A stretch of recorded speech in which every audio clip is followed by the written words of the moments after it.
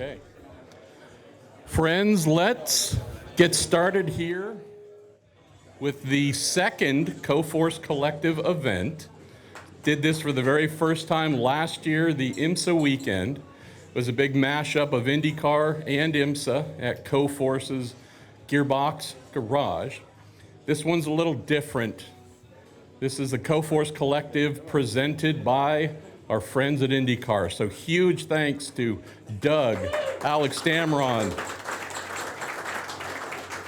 all of our panelists here. I would have to say, Doug, equally as well, the person who isn't sitting here is our friend Jeff, owner of this amazing space. Jeff Matthews, where are you? Yes. Jeff, where are you? Somewhere. There he is. He's in the back. Jeff, thank you, Jeff. Thank you, brother. Yes. You got to wait, brother. So let me bring up somebody before we get going. I'll introduce everyone here in just a moment, but before we get going, let me introduce a dear friend of mine, one of my great partners in crime, the man in charge of CoForce, Johnny Baker.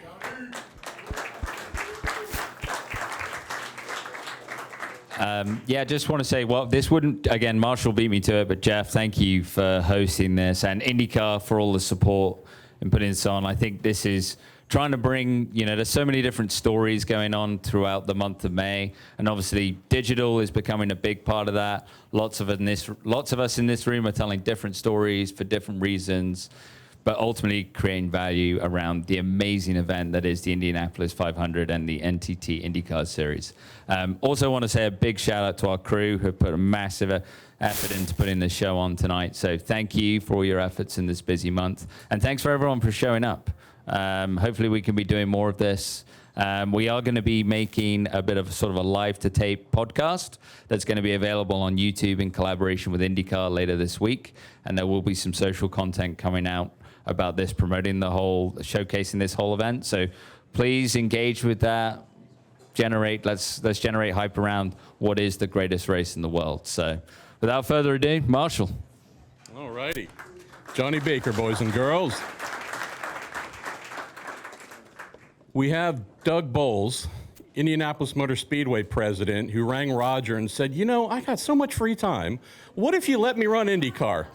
Seriously. It's not exactly how it happened. Okay. The guy never sleeps to the point of having his own coffee here. It's named after him, the president. This is amazing, by the way. But huge thank you to Doug to being a lot of energy behind this.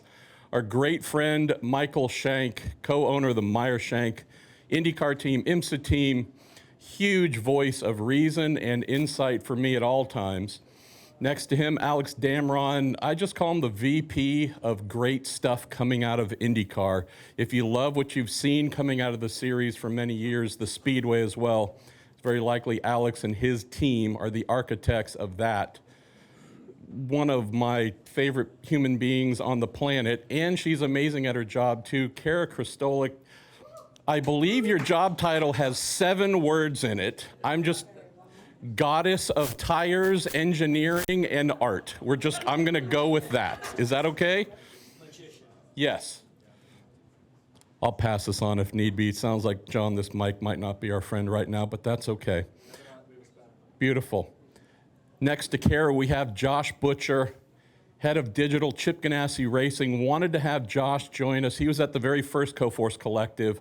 He's been busy for the last year because some knucklehead named Alex Palou won the Indy 500, and Josh, first time winning as a part of a team, has got to figure out how to try and promote that to the world through digital means. So he's going to tell us what the last year's been like. Louis Foster, one of the great young talents in IndyCar, who's had a really cool thing happen for him. Sponsored Droplight has said, we're going to make you the center of our universe, create a new brand around you and promotion. So we're going to learn from Louis about that. On the end, Ryan, he is kind of the co-creator, big person with ideas. His videos are insane. I hate this kid. He's got talent I will never possess. But these two kind of work at a tandem. They're doing big things in the digital space. So tonight, for about an hour, we're going to talk about IndyCar is rising.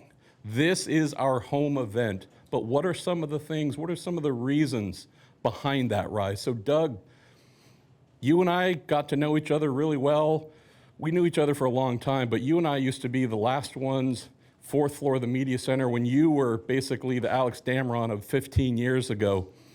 You've not only moved to the top, but you've also gotten to see the Indianapolis Motor Speedway and IndyCar go from being a thing that was loved, but maybe not as remembered as it once was, to now it's a raging property. What are some of the things you're seeing behind that? Well, first of all, hey, Jeff, we need to take down the blimp. It's a problem. And I'm sure Kara is fixated on it. So if we can take that down before tomorrow, that would be really helpful, because now I'm fixated on it. I don't know if you noticed it yet, but it was a problem. I thought, uh-oh, Kara's going to think that's a problem. She was calling it an airstrike as it was. So that probably needs to come down. But no, really, the Indy 500, we're 110th running coming up. It is what it is because of the fans. And all of you know, if you're a fan or if you've been around fans, it's so generational and people view it as more than a race. It is an experience. And we've sold it out the last 2 years, not because of anything. It's partially because of what all of us collectively have done up here, but it's really because of the fans and the way that they have just adopted that event. And it's a big thank you to them. But it's also the foundation for what we have to have as a series to continue to grow the series. And I know I hear oftentimes from folks as you spend so much time promoting the Indy 500 and you forget our other races, and when in fact that's not the truth. The fact is that you've got 350,000 people here, and it is the biggest sporting event in the world. It sort of promotes itself. But all of us up here are thinking every day, even today, even on race day, how do we use that as a way to promote the NTT IndyCar series? And the series is absolutely on a rise, thanks to our friends at Fox at some level, but it really, again, is thanks to all of the people involved, the drivers, the teams, and we're all, for the first time, I think, in the last couple of years, and Mike may disagree a little bit, but I think we all kind of know we're all heading north, right? And while we all may not be right at 360 degrees, somebody might be 45 degrees off to the right, somebody might be 45 degrees off to the left. We're all within 90 degrees right now. And what we need to do is just continue to move forward and continue to close that gap from 90 degrees till we're all going 360. And I think that's the beauty of the owners that we have now and the drivers that we have now. I think we're all committed to trying to make a difference, but it starts with the fans who love our racing like they do. One of the great things that you do is go up into the stand, especially during qualifying weekend. But I love the photos. That's almost a bit of a timeline of the series growth. If you look at that photo of Doug's on his socials from 10 years ago, be Doug and a lot of folks with a lot of gray hair. There's still great fans who have that gray hair, but I swear I see a lot of youth as well. Can you speak to the importance of that? Because for the Indy 500, IndyCar to survive and thrive, we need to keep adding new fans. It seems like the evidence of that is real. So I think the biggest balancing act we have is protecting what makes IndyCar and the Indianapolis Motor Speedway so special. I mean, what's so core to our DNA that we can't change it?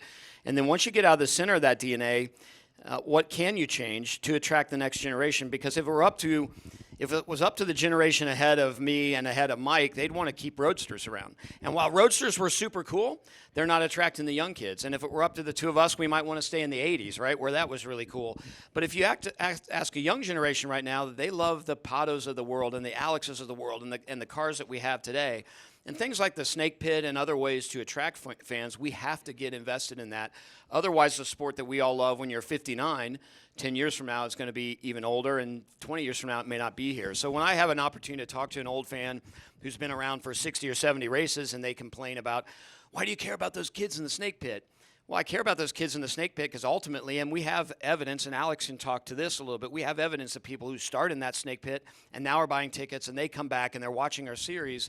If we don't find a way to attract that next young generation, the sport we love so much won't be here later. So that's really important for us to really focus on young folks. And when families come to the Indianapolis Motor Speedway, that's my favorite moment. When somebody comes through and says, hey, my dad brought me and now I'm bringing my kids, that's what makes our sport so great. Last thing for you, Doug. So just had a pretty spectacular single day of qualifying. Loved seeing how many fans turned out on Saturday, totally rained out. Folks didn't leave. There was kind of a party and fun going on without race cars on track. Seemingly everybody came back on Sunday. The spirit that I'm seeing is different. Having been to many of these, the vibe isn't always like that. But could you speak to that? There seemed to be a real, hey, we're in this together. We're going to come back. We got to see pole day happen. I love the energy coming out of Sunday. I think part of the things that we really have to focus on, the Indy 500 was built on, and frankly, the IndyCar series was built on speed. And for a lot of good reasons, we, after 1996, said, hey, we got to hold on, we're going too fast. But I think we're getting to that point again where people want to see that speed. And when you hear the drivers talk about the most difficult 4 laps that they do, not just in May, but the entire year, are those 4 laps that they do in qualifying. You see them get out and just the relief they have that they've gotten through it. I think people are really beginning to see, that's the one point where people see that this is a sport that takes some talent and the risk that our drivers take to get there. And I think they appreciate that. And I love sitting in the grandstands with the fans. I sat outside of 16th Street in 2020 with the fans for the final 6 when no one was allowed inside. And there's just something special about seeing the fans get excited. The thing that struck me yesterday that I thought was really interesting in the Fast 6 was the roar that Felix Rosenqvist got. Because you wouldn't think in the entire field, if you were to ask me before the start of qualifying, give me the top 10 fan favorites, I would not have put Felix in the top 10, maybe not even the top half Swedish of the series. guy about this tall too. And I don't know. I think it was because the way he qualified early, they know he loves our sport, and the way he qualified secondly, the fans, even more than Pato, were behind Felix Rosenqvist yesterday. And I think when you see fans who appreciate that guy put his butt on the line for 2 times. He's going to go do it for 3. That was probably the fan favorite, which really surprised me going in. And that's what I love about our fans. They can quickly decide, okay, that guy's on the edge and he's giving us a show, and that's the guy I want to have on the pole. And after qualifying, I walked up to congratulate Alex, but Alex had already gone, and I found Felix. I said, I know this isn't consolation, but without a doubt, of the final 6, you got the most cheers, and the fans were really behind you when you went out and ran. Thank you so much, Doug. Mr. Shank's the only person on the property at the Speedway where security's told to keep him out of the snake pit on race day because he will be in there the whole time. Once. Mike has been really one of my go-to folks for talking about the business of the sport, and I can't think of many teams that have gone through a more impressive evolution in recent years of coming in, good financial base, but adding investors, adding more companies. Now you're almost seemingly running out of space to put branding on your cars, Mike. Just want to hear from you about that evolution, the corporate America saying, hey, we want to be involved. What has that been like for you? What have you seen in recent years to make you think things are definitely on the rise? It's been a roller coaster, and Doug and I have been through it together probably every step of the way for the last 4 or 5 years. It's been really tough, I would say. I don't know how Doug feels about it, but we've had a lot of battles, but the basis of it has always been, for me, this race, the Indy 500, and how do we preserve this place and keep the tradition and move it along, and how do I pay 110 people that work for us? How do we keep it alive? I'm always with Doug and all, our partner Jim Meyer was a big part of the franchise system we have in place today that was really vital for us to survive tough times. Having a franchise system in place, that was one of the parts. But we've been on this trajectory with IndyCar in the last 12 months that is so cool. When you have the Japanese Prime Minister talking about IndyCar racing to the president of our company or our country, I think is really special, and it's just another positive thing that is happening in our world right now. And it's there's so many parts to it on why it's happening right now. I don't know where to direct it at any one spot, but I'm super grateful and love being here. And days like yesterday are really difficult, and Louis can tell you this sport is so. Both of when you're on a team with multiple cars and you have one car that's so much better than the other car, you want to kill somebody, and somebody wants to fucking answer, like today. And you think I'm joking? You talk to Elio after Felix's runs yesterday, and see how he felt about it, right? It's really, really, really difficult, but that's also why it makes it really, really good. And you cheer for a guy like Felix when he's turning right more than left in a qualifying run. You know what I mean? But I'm so excited about where IndyCar is today. We have fought through a lot of adversity over the last couple of years together, though, as an ownership group. And Doug, I mean, this time last year, Doug, I didn't think I was going to make it. I mean, just from just personally, right? but fought and fought and fought. I think we all ultimately stayed together and built in our building continually a place that we all can make a living at, pay a bunch of people to work in racing, and have a commercial product that people care about and want to come and see and put eyeballs on, because that's ultimately what drives our partnerships. And I think that's pretty much right. That's pretty good. Yeah, and so we'll see where it goes. But again, you saw the Dallas race this year. Some of you were there, some weren't. It was unbelievable first-time event, unbelievable. We have the Washington. We have, I believe, I can't talk about this a lot. We have some other exciting venues over the next couple of years that will come to light, that will just keep shoving the ball forward for us, I hope. And we have an opportunity to pounce here. And we have a new car coming up, which is going to be interesting. I personally love it. I really like it. Some people probably won't, but I think it's a great evolution of where we're at today. So I'm excited about that too. And continual push, and I can't stress this enough, from the Fox and Murdoch family and where we're at today. In my opinion, it is just a tremendous asset that the Penske Group and Doug have now. And Eric Shanks, the guy that runs that, is just, so all these little key points are going to keep arcing us forward, I think, Marshall. Other thing I wanted to get your thoughts on, Mike, your team has become a gateway to IndyCar for music fans. I also have to give massive respect to your head of communications, Maddie Komar, who's come up with the name for the color of Felix's car, the shade. She calls it khaki. I call it baby poo. I don't know what that color is. It's the ugliest dang thing, but it's got Morgan Wallen on there and it's fast, so who cares what I think? Morgan did it himself. That was all. Okay, I'm gonna talk to him, but whatever, I call it Desert Storm Brown. It's tough. I mean, we've taken a lot of heat. Speaking of social, a lot of heat about this thing, and it's either really good or really bad, and I'm okay with it. As long as that thing was at the top of the tower yesterday, I didn't give a shit.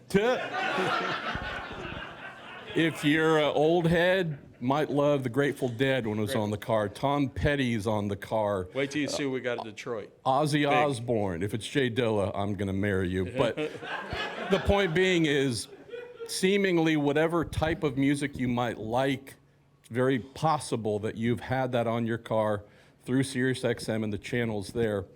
Can you tell folks about the insane numbers, depending on the band, depending on the era, but crashing everything that you have because they want to see it and engage. IndyCar, most racing series don't get that kind of attraction through a single method like yours. It took us a while. It took us 4 or 5 years. This is all through SiriusXM, and all these artists, most of them anyways, have a direct channel on Sirius. So we do a deal with the group, the artists themselves, or the family, the legacy, like the Pettys, with the family, or the Osbournes, with Sharon. We did deals with them.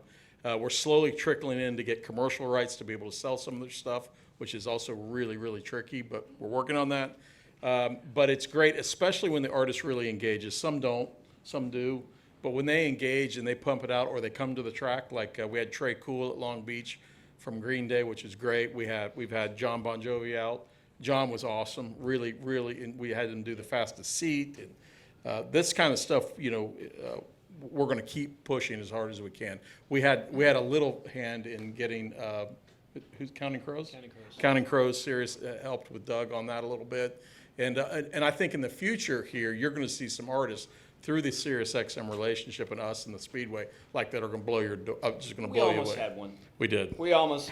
It's been a great relationship to be able to talk to them about, hey, we've got some music ideas, and we were so close to having a band that would have blown the place away. And we actually we're going to get it. We actually convinced RP that it was okay to spend a lot more money than we would normally spend because it was going to be great. The three of us talked about it, and unfortunately, that we just had one little thing at the end. But we're going to definitely get there. And that's the great thing about the sport. We're all helping each other. Yeah, absolutely. And this is proof of that. So we'll keep trucking on that and try to come up with creative ways. It might not always be a music artist. It could be anything. It could be, Washington, we could have a political station. We can do a lot of different things. WWE, we could do it. We could do lots of things with this.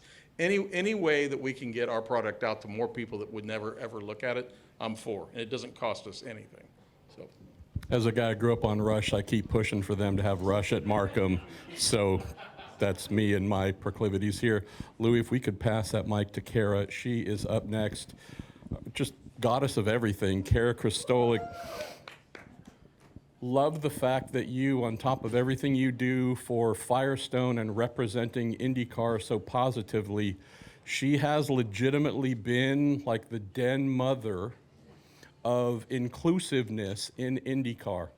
And it wasn't so long ago where the traditional race morning photo of Kara and all of the women working in IndyCar, engineering more often than not, but in a range of roles, it was a great photo, but you didn't really need to stand back in order to get everybody. Now, you got to walk to turn 4 to get the expanse of all. It's that wide angle. That's what It's- we need. And it's the most awesome thing. So not only is Kara constantly pushing and promoting and welcoming, but there is no initiative behind this. There's no program that has caused this. This is just damn smart young women coming out of university, out of technical schools, whether it's mechanical, you name it, finding IndyCar. Can you speak to that? Because she's truly been kind of watering and planting this. It's amazing to see it grow.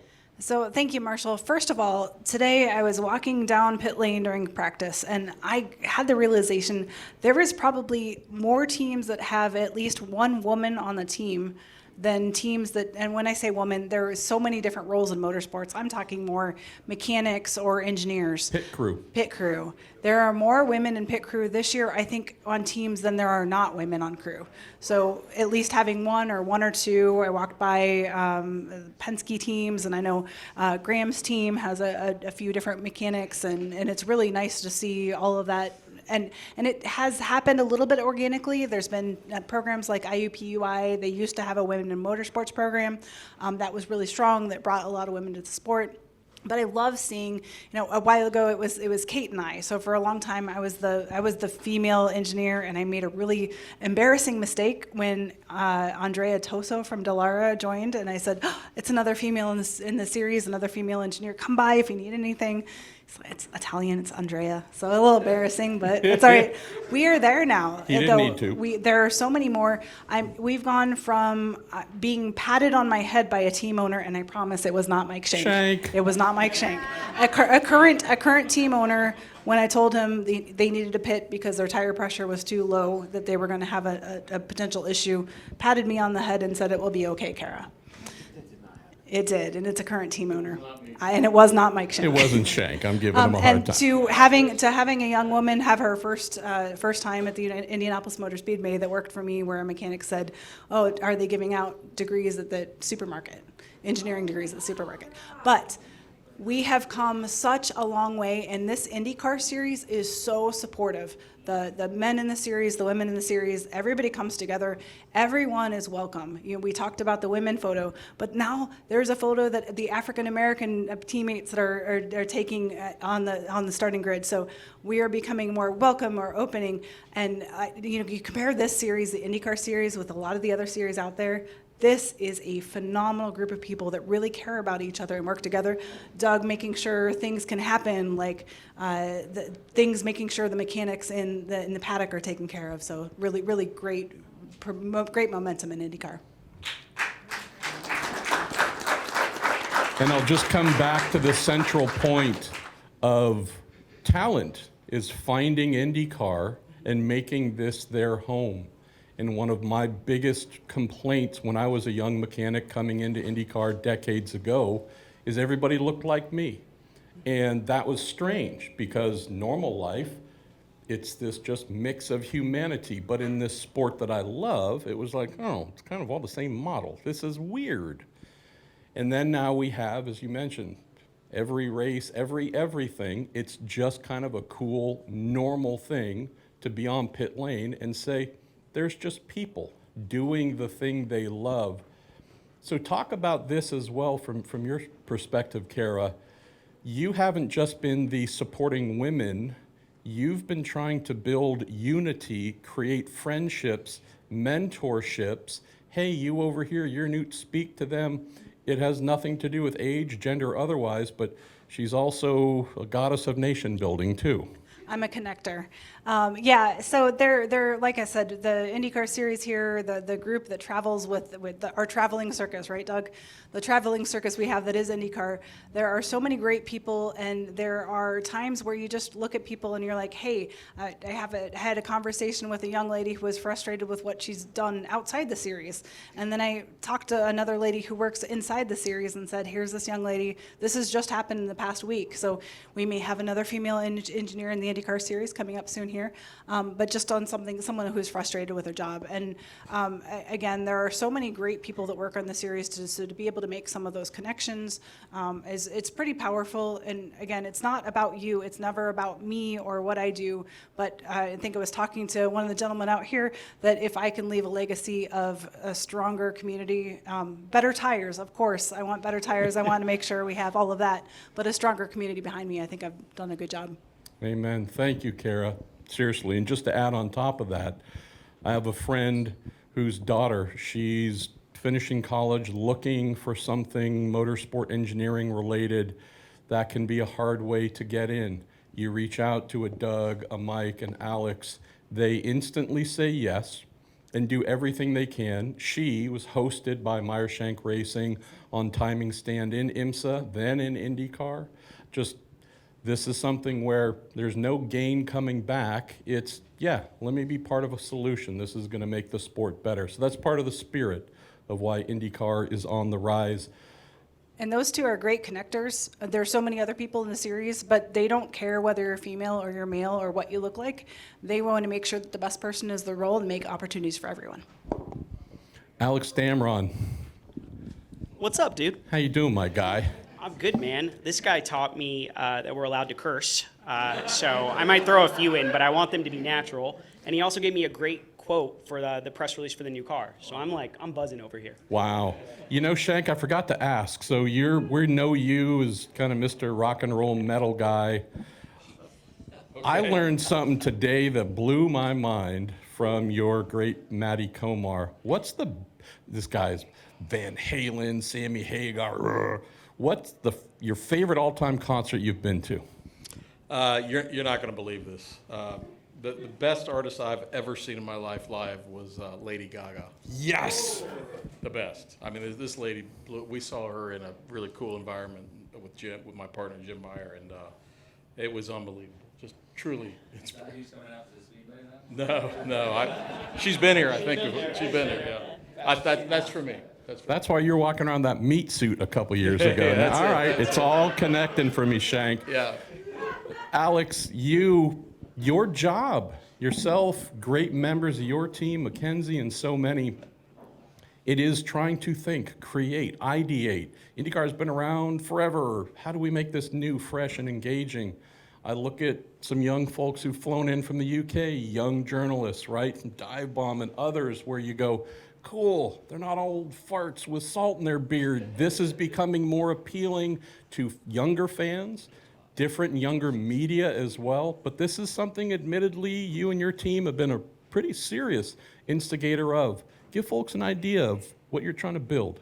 Yeah, for sure. I mean, I think, look, the sport since the switch to Fox has doubled in terms of 18 to 34 audience, and that's really exciting. It's a little depressing for me as an elder millennial because I've fallen way out of that age bracket, and I thought I'd be young forever.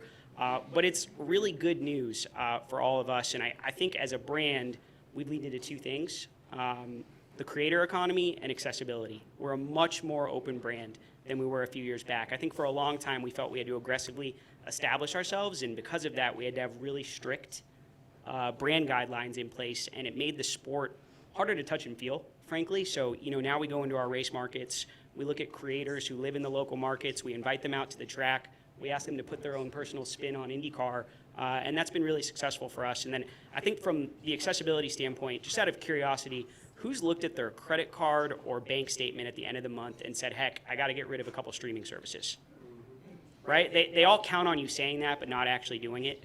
But my point is, a lot of people thought when we made the switch to network television that we might lose our youth audience, and it's actually gained because we're easy to find. And we've leaned into that as a brand property, even in our digital efforts. So like All In IndyCar, which is our new docuseries chronicling the season with Tom Brady's Shadowline, that's available on YouTube. There were streaming services, there were other places behind a paywall we could have taken that, but we want people to be able to access the product as much as possible and have more brand touch points. So I think that's been really key to our growth.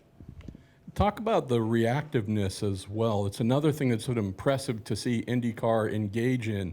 If something's happening that maybe in the past wouldn't want to get into, maybe it's a little embarrassing, could have been, whether it was a controversy or not, it was this kind of stately approach. We're IndyCar, we're very old and tenured. Not everything you can get into, but there just seems to be more of a willingness to be real. It comes across in what you and your team do. And again, I have to believe it's a big part of the rise that we're seeing. We're super on it. We're actually photoshopping him in a meat dress right now because of that comment that was made earlier. You'll see that at around, I think, midnight's when they tell me that will pop.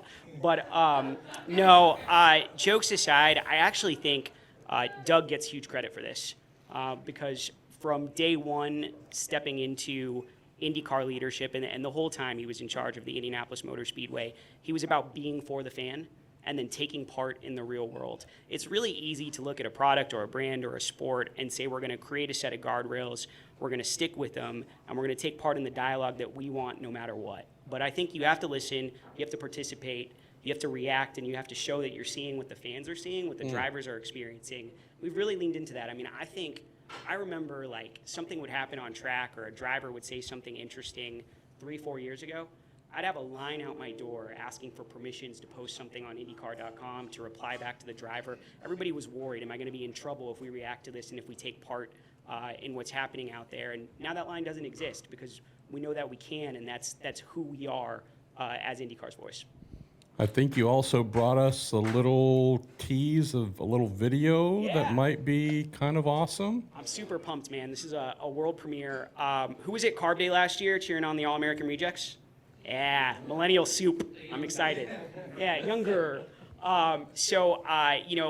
All-American Rejects came out for Carb Day last year, and their lead singer, Tyson Ritter, who's really just an awesome dude, fell in love with IndyCar. And he ended up, he travels all the time. They're playing a bunch of gigs right now, house parties around the country in between touring with the Jonas Brothers and doing all types of other things. He doesn't get to see his dad that often. His dad loves racing, and now IndyCar has become a shared passion, which I think is a really cool story. One of the things we've leaned into with our creative and our scene setters is not just going out there and chasing the biggest name possible, even though this is a multi-platinum artist. It's actually finding someone who's been on a fan journey with us and creating something together that feels very real and very energetic and very connected to who we actually are. And so we called Tyson not that long ago and said, hey man, want to help us set the scene for the Indy 500, and this is what we came up with. Every great show starts the same way. A little noise, little nerves, a little something to prove. Can you feel it? All around you, 350,000 people packed in, leaning forward, just waiting for you to give them what they came for.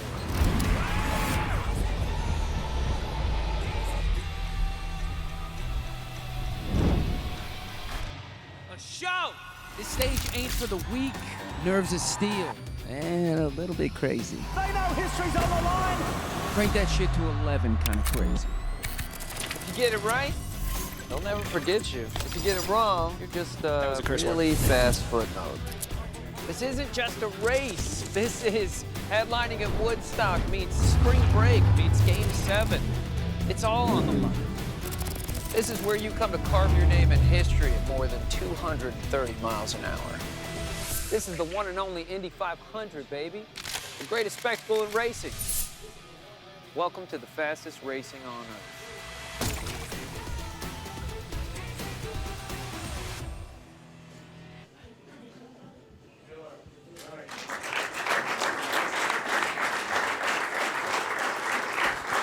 Alex Damron, boys and girls. A, I want to run through a brick wall, and B, I love the fact that you continue to be willing to piss off the NHRA with the fastest racing on the planet.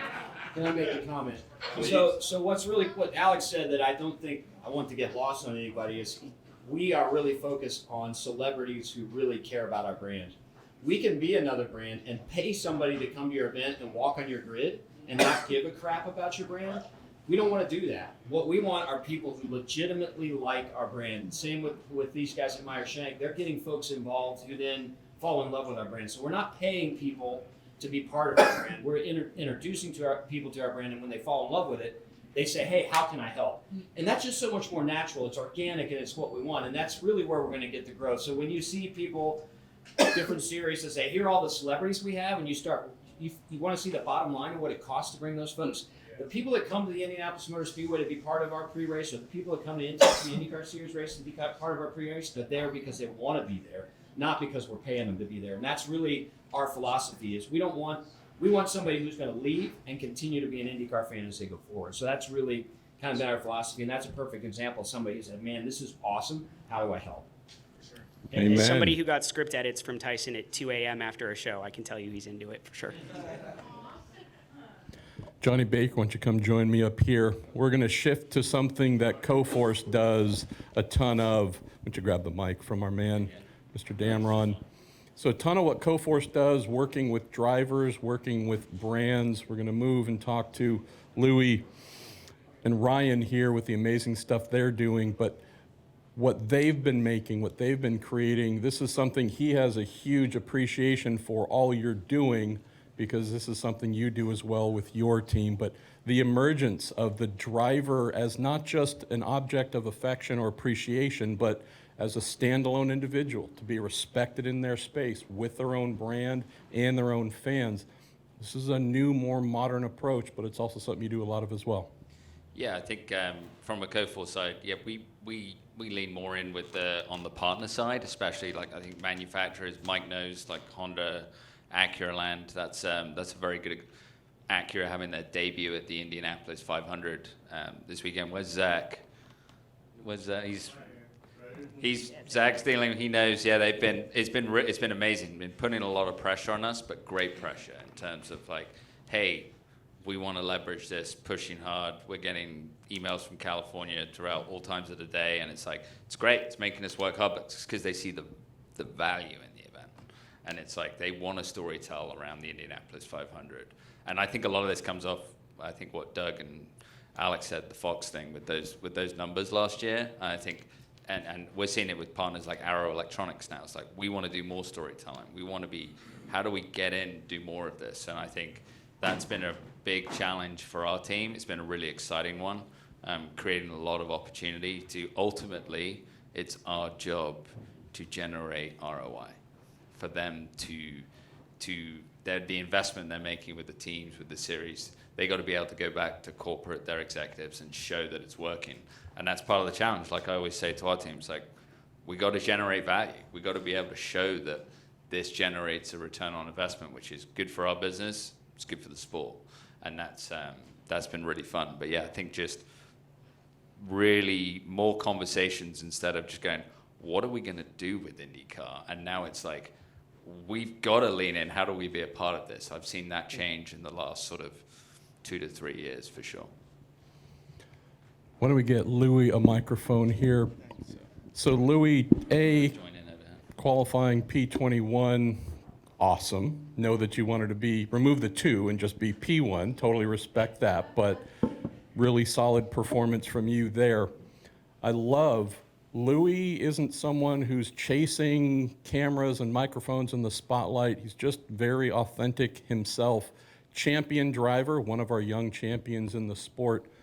He's taken an approach of, okay, I'm just going to be me. I'm not going to manufacture a personality. I'm just going to be me. And his partners at Droplight, sponsor that number 45, Ray Hall, Letterman, Lanigan, Honda, are in total lockstep with that. This is a unique thing. It's usually, we're the sponsor, we want to hype you up, blow you up, turn you into something bigger than life. Talk about having a campaign built around you. Seems to me it seems to fit your personality.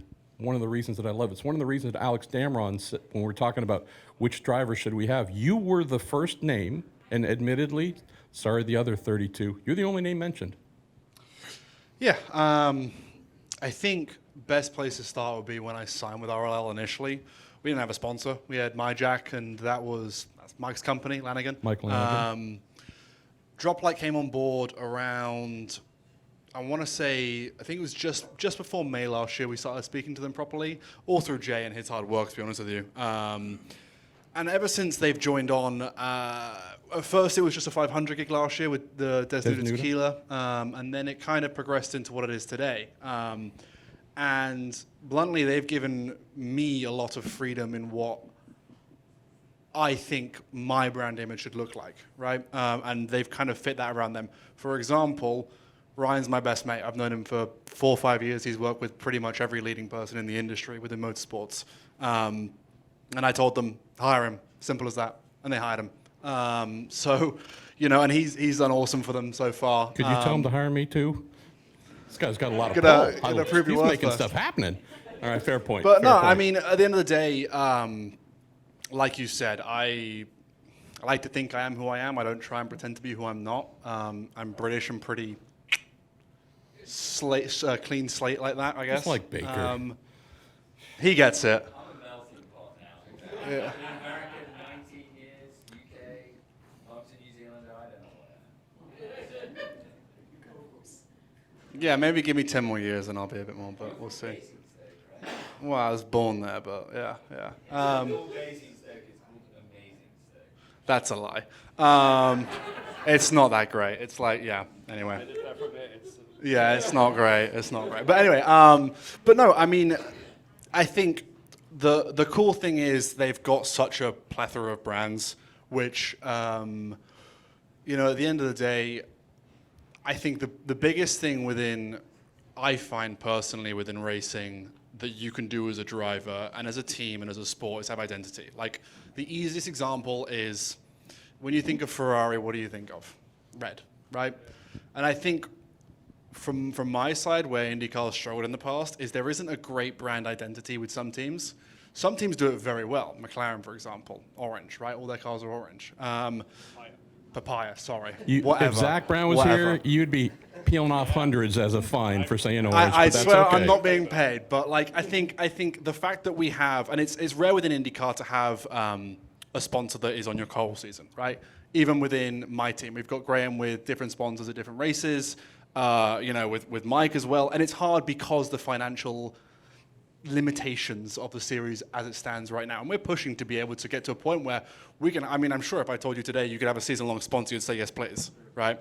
And what's great with Droplight is it enables us to do that and enables us to have not just go into each event with a new sponsor and try figure out, okay, what story are we trying to tell with this sponsor? What do they want? What is a successful weekend for them as a business? We have a whole year to do that now. So we have a lot more of a wider range of things we can do, and that storytelling, I guess you could call it, is expanded beyond one race weekend and expanded towards the whole year. So I guess I think of you, Ryan Butler, as creative director of Louis Foster. That's pretty awesome, Louis. Like you're. I'm so sick of seeing this guy. Yeah. Like, honestly, I think you guys can all relate. Seeing Louis Foster social media posts, I just look at his face all the time and I'm like, I'm over it. Enough. No. That's why he puts on the helmet. The team requires that. Right, But before I ask you a couple questions, can we show John? Can we show Oh, we got something fun. some of this insane person's work? We have Long Beach here. We got something.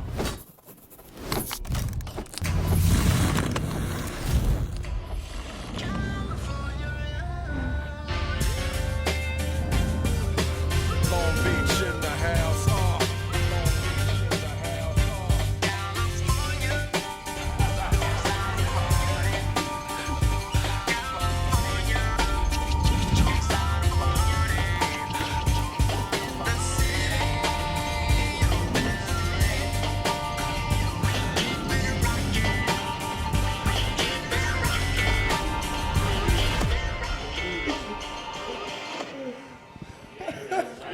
So, this isn't Ryan on just like a gimbal. This is tracking shots. This is so many elements going into this. And this wasn't the year-long this was for one race. That level of talent, but also commitment. That's why this kid's here to talk to you about, hey, Louis is still comparatively new to some of the drivers that we've known forever in IndyCar. How do we help folks want to engage? Louis already has a really strong social engagement, a lot of followers, but the more he rises, the more folks want to go along with that journey with him, the better it's going to be for the team and the sponsor. Tell us about that, Ryan. I'm sure your brain is always thinking of ideas, but you know that there is a company that wants to prosper from this, not just fund your artistic side. Absolutely. Yeah, I think there's a lot of recurring themes that are coming up today. And there are two really important things that Louis and I and Droplight think about when we're working for creating content for a driver.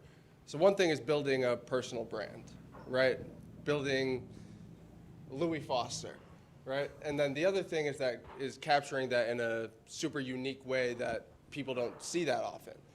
So when we're building a personal brand for someone, I think a lot of times we don't get to see certain sides of these drivers, right? Everyone in this room has kind of been able to interact with these drivers, but the fans don't really get to see it as much.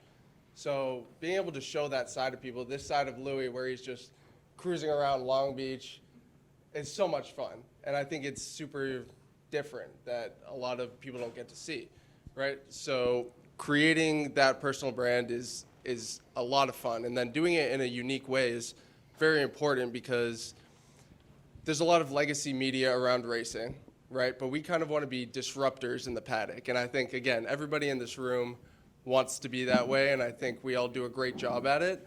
But we, for example, take in people from the music industry, right? People that have never shot racing, videographers, photographers that are super talented.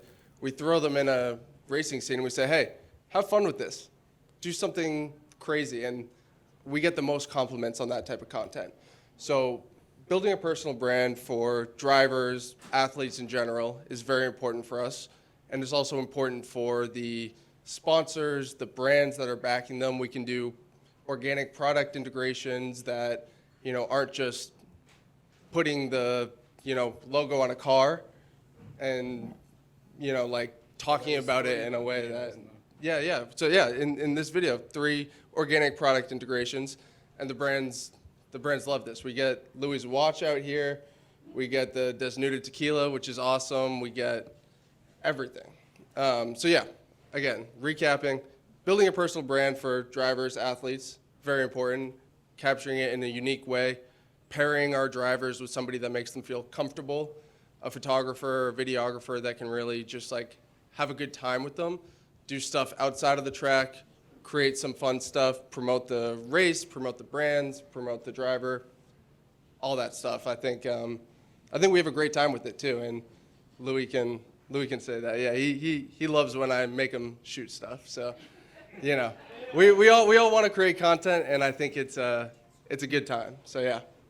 I have a quick question actually for dude. That was tight. That was Thank that was you. really good. Thank you. Mike, is it? Hey, this creative good. director right here, 8-hour shoot. He's Mike, upset. Is it an Aw. expectation for you as a team owner for drivers to be focusing on their brands and how that can generate value for your partner? Is that something you look at? Is that something you consider? I would say in the last 3 years, and I guess where I got it the most was David Malukas when he drove for us for half a year in 24, maybe it was. Yeah, 24. He's a really unique individual and does a lot of really unique things that I just didn't understand at all. Shade, no shade. But I love him, and I get it now. So everything Ryan's saying here, I just couldn't stand behind more. I mean, it's just an emerging thing that we all have to deal with, and different drivers are different and take it to another level. Some of my older guys, just don't care, and some do, right? So I support it fully, though. Last thing I want to ask, Louis, I want to ask of you. So it's pretty common for a lot of teams in IndyCar, especially the ones that have been around for a long time, consistent sponsors. Drivers are told, this is what you're wearing, this is this day, this time, this place, get the full brief, you need the polo with it, this is the cap. Painted into a pretty strict sponsorship box to give them return on investment. And then you get someone like Louis who, with his best friend, I gotta believe, on top of how do I go faster in a race car and train and all the professional athlete side, I am sure your brain is constantly thinking of, oh, that'd be cool.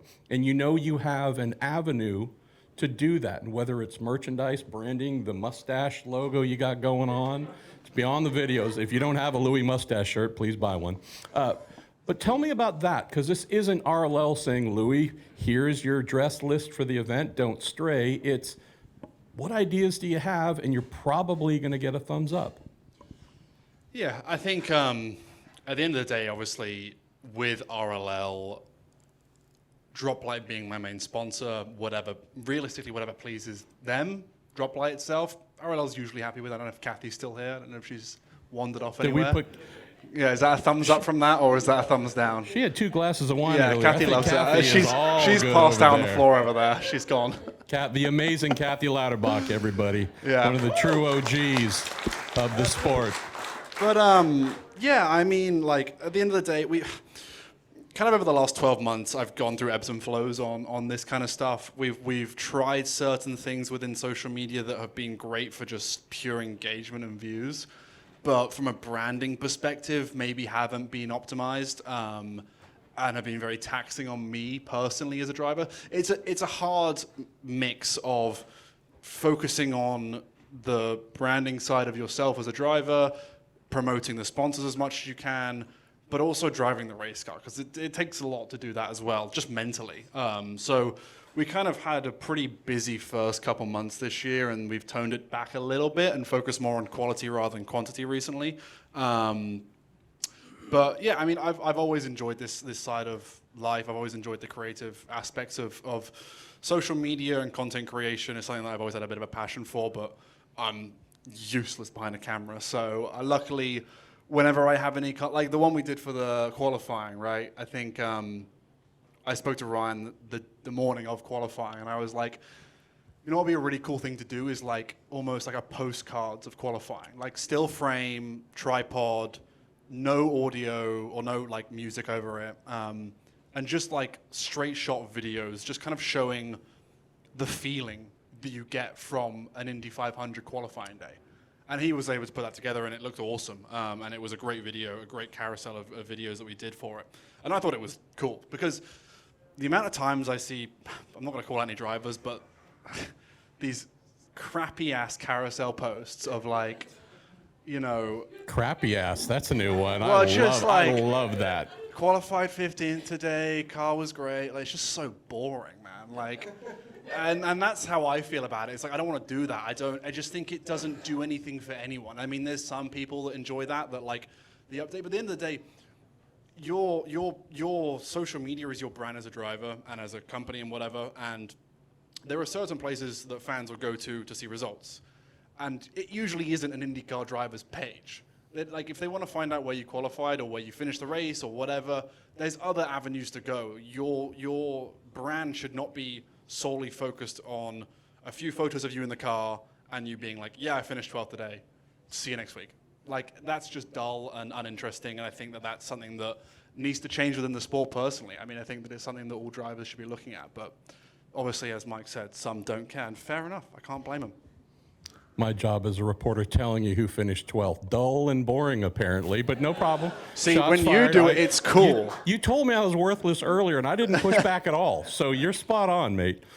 Hey, Marshall, really quickly, just as a trial later this week, compare 5 happy, sad, confused, this is how I felt about my day selfies from Pato Award, or thirst traps as I tell them they are sometimes, to a sea of drivers with helmet on photos who think they look like action heroes, who are actually driving less engagement with those You're posts. forgetting the ear touching ones. Yeah, for sure. Those are like the most bizarre OnlyFans photos. Like, we got to ban those right now. You can get into the rule book. We got to ban the ear touching photos. We'll start doing some fines or grid penalties. But anyway, I mean, I just think, like, bring people in on the emotions, take the helmet off, show who you are and how you're feeling, and people will relate to that a lot more. And I think the other thing I would stress is, like, he's found a curated way to share his authentic self with people. And I do think we have a new generation of drivers that really understands how to let people in and share the experience with them, and they believe in the value of building their brand and having authentic one-on-one communications with fans in a way that reflects really well on the sport. And I'm super optimistic we're going to continue to grow and see more of that, and it's going to be great for the drivers, for IndyCar, but for everyone who enjoys open wheel racing in the NTT IndyCar Series. I'm going to close just with a note on Louis, and I think this does touch on one of the reasons Alex was like, he'll be perfect. So those boring posts that you see from many drivers, those often come from a place of either obligation or I'm hoping I want to get some likes. I want to do something folks will like me for. And then you get a very different approach, which is, I'm just going to be me. And if you like it, cool, you're really smart. And if you don't, well, I'm going to pray for you. But I'm not doing this to be loved. I'm doing this because I want to, and I hope you like whomever I happen to be. So just full credit to you and what the team's been doing there. Let's close with the Josh Butcher. Butch, I got to know him when, I don't even know how to describe it. I just know that wherever Kiffin Simpson went, you were there taking photos and doing stuff. And now he's head of digital for Ganassi and has just been murdering what they've been doing for a couple years now. But want to learn from you, Alex Palou wins the Indy 500. He's already been a champion, he's done those things, but now he's won the biggest race on earth. And instead of it just being celebration and wanting to drink the milk, it's, oh shit, I got a lot of work to do to promote this now through all of your socials. Tell folks what it's been like having to go from zero to promoting the newest Indy 500 winner within your house. Yeah, I can see my colleague Colin back here, who does PR for the team, kind of head in hand as we're describing, the process the experience that Alex puts us through with his relentless success. But I joined the team nearly 3 years ago now, right as Alex was beginning to hit his stride.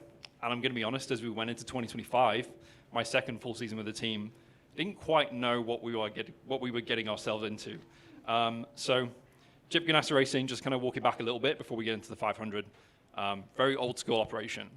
Not a lot of people think about this really when they look at our team, but it's not Ganassi. People call us CGR. It's Chip Ganassi Racing. The guy's name is on the door. He's the brand manager. It's his baby. He doesn't really have any of the business interests. So all of his emotion and investment and time. Racing is his business. Yeah. So we've got to be very mindful of how we present ourselves.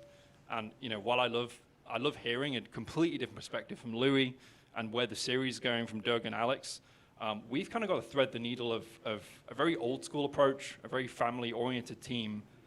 And how can I begin to deconstruct that and pull on the threads that the fans really engage with, like a lightning bolt or a red car, or some of the older stuff that probably formed our previous identity as a team.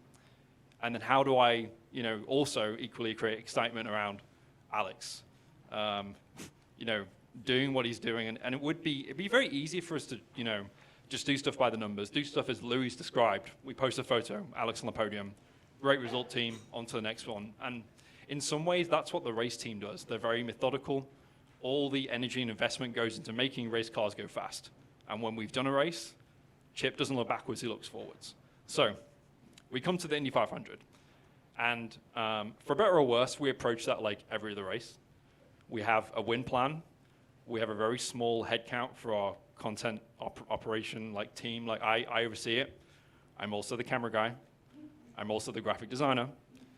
I do some other stuff. We have a social media manager. We have a content intern. So there's three of us. And it really becomes almost like it's a challenge. We go into the race day. How do I make the most of the people we have and the tools we have and these certain points of the day and the race and the opportunities we might have to tell a compelling story? Where do we need to put these people?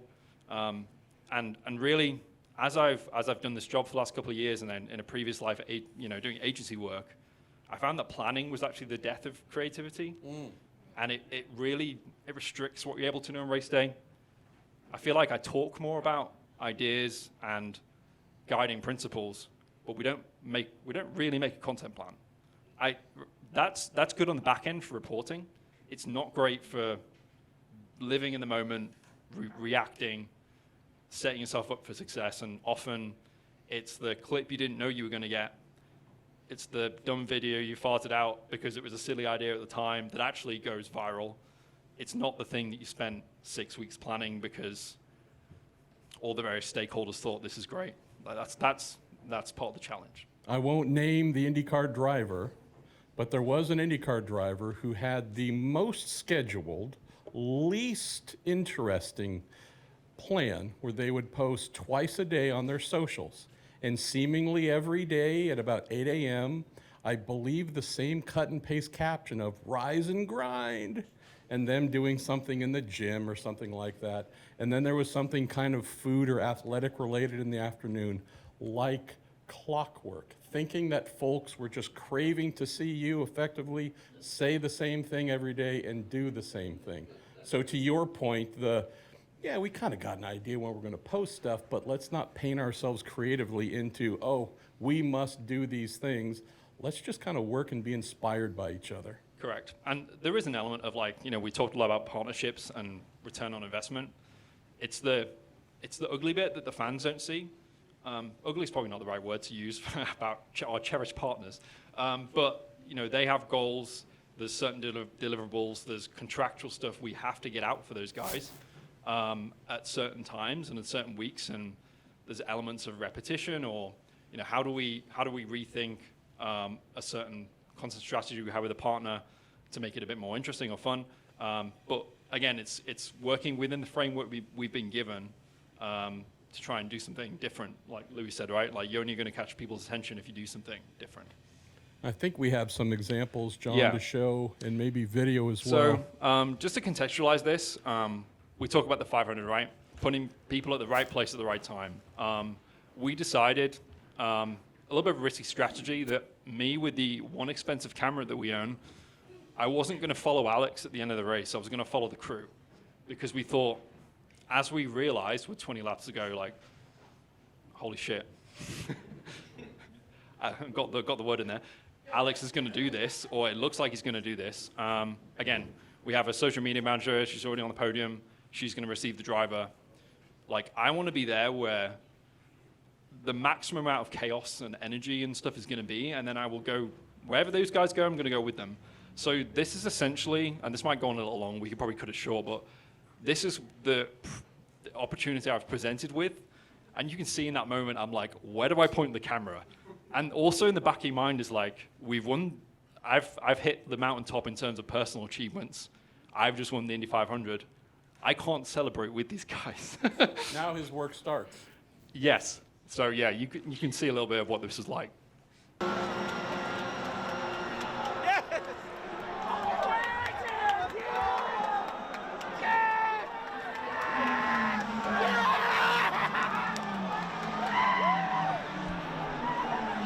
you can see, I'm like, okay, there's a guy on the floor here. I quickly pan to.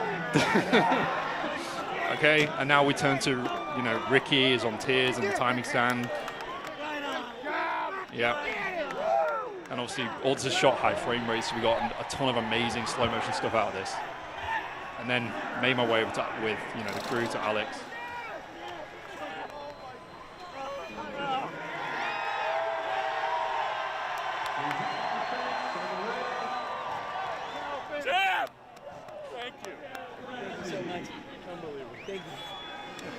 Yeah, it's a constant battle of when you're trying to get a unique approach to stuff like this. Like everything in my mind and body is telling me focus on Alex. He's the hero right now. And I'm trying to look for interesting angles.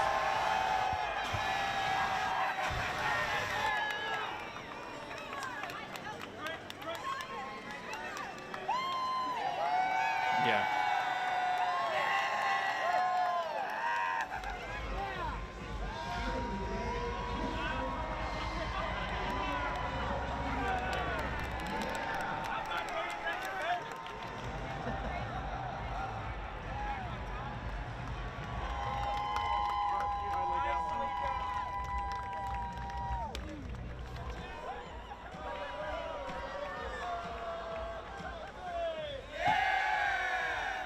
But the beautiful thing about this is this could be super slick.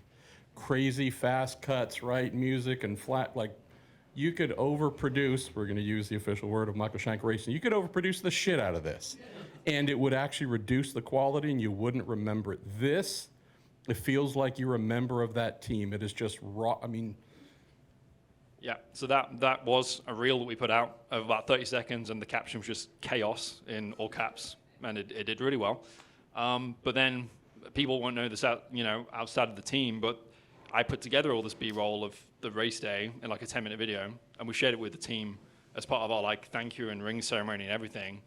And I could see like everyone on the team was like reliving that day, and being able to kind of give that small gift back to them, kind of again gave me, reassured me that yep, I was in the right place, right time.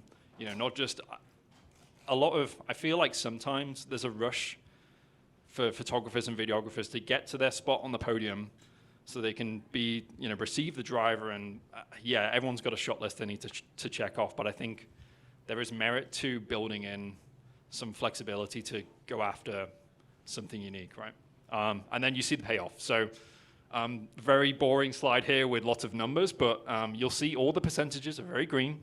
They're very high. And the one I wanted to call out was just with the way, obviously you get this with the Indy 500 win, engagement, everything is going to go through the roof. But, for example, impressions, like just for the couple of weeks around the race, it's like 6 or 7x the previous May.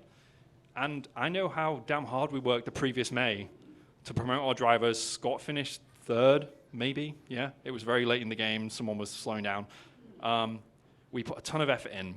And to go 5x on that, when actually what we did was put less effort into planning and more just reacting, I think that just shows, the merit to that approach. Having said that, obviously we reworked the plan. We've got a new approach again this year. I've got a bit more, bit more of an arsenal with more personnel and investment and everything. But I think this is a good example of, okay, you look at Chip Ganassi Racing, we're leading the pack. Everyone, I think, has this impression of this very big operation. We're very light on people on the business end. We make a lot with very little. And this is just a good example of that. Johnny Baker, it's time to say thank you to everybody. Could that have been CoForce by any chance? No, I don't think anyone ran out with you, right? Like you brought everyone. I got Johnny, would you come join me? Grab that microphone. Beautiful catch there, Mr. Shank. Yeah. It's time to say thank you to everybody for coming out, but also to our amazing, amazing panel. Yeah, no, thank you, everyone. And thanks, everyone who showed up. I thought, obviously, I think it's just a perfect indictment of, like, exactly where the state of the sport is. I think it's on the precipice of really becoming something truly great. I think we're all race fans, love the sport, but, like, we've got to get more people, seeing these behind-the-scenes stories, getting excited about the sport, and that will help all of us. So, but it's the best week of the year. It's Indy 500 race week. Let's go have some fun. Amen.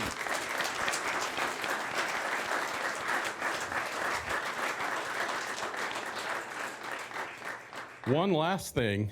I'm going to bankrupt you. This guy's paying for all the beer. So please, get armfuls before you leave. But Please, thanks to you for not only helping to put this on, but also being so kind to our dear friends here. Drink up on Johnny Baker. It might never happen again.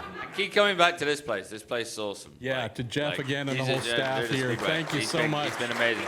Michael Shank, Doug Bowles, Alex Dameron, Ryan, Louie, Josh. Queen of IndyCar, y'all. Kara Kristolic. Thank you so much.